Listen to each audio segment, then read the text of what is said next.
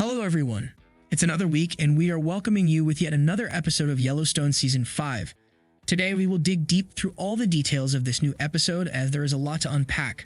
But before doing so, we would like to make a comment on how things have been going on so far in the series.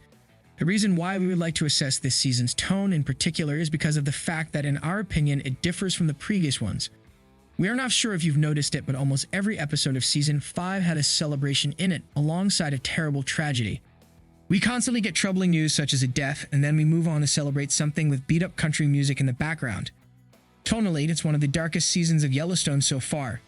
And yet, somehow, it's also one of the most celebrated ones with lots of love in the air as well as hopes and dreams. Think about it.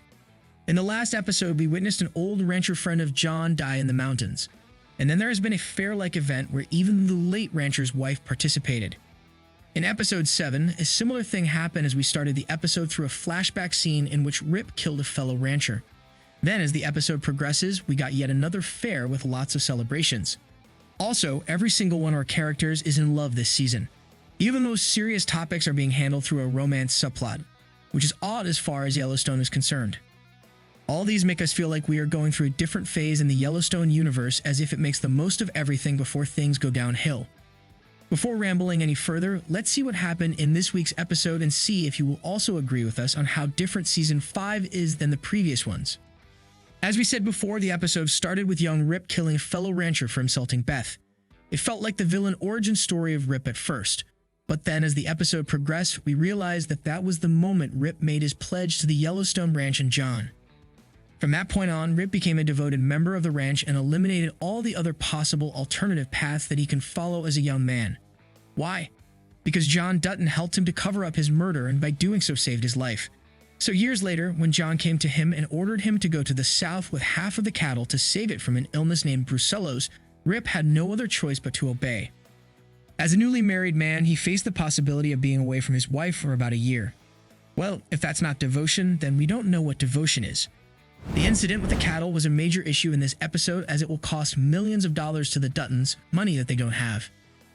This means John will be forced to take some credit from the bank, while Beth insists on looking for other ventures such as selling meat online, just like the 4-6's ranch.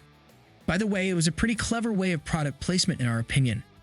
We're not sure if Beth will be able to follow the path of 4-6's ranch and save Yellowstone from possible financial despair, but we know she will do her best for it.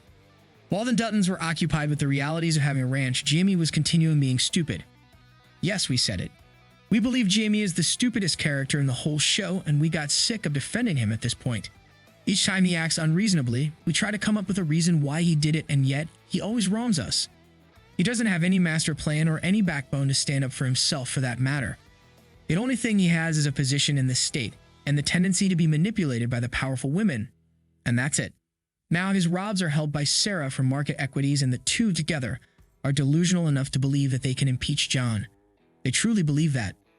Now on paper, they have enough material to topple down John. But knowing John, we are aware of the fact that he is not a man to go down without a fight. To be honest, for the last couple of episodes, John has been a disappointment for all of us because he is clearly not a man of duty.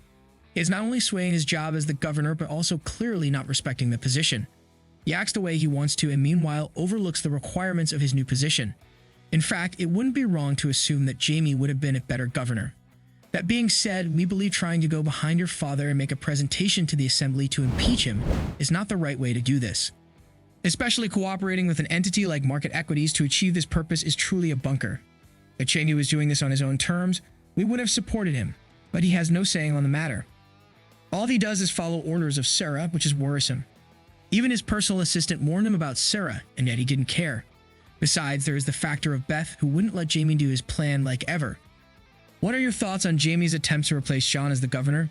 Do you think Yellowstone loses its tone by being so festive and yet also tragic at the same time? Let us know what you think in the comments below, and don't forget to like, subscribe, and share the video. Thank you for watching. See you soon.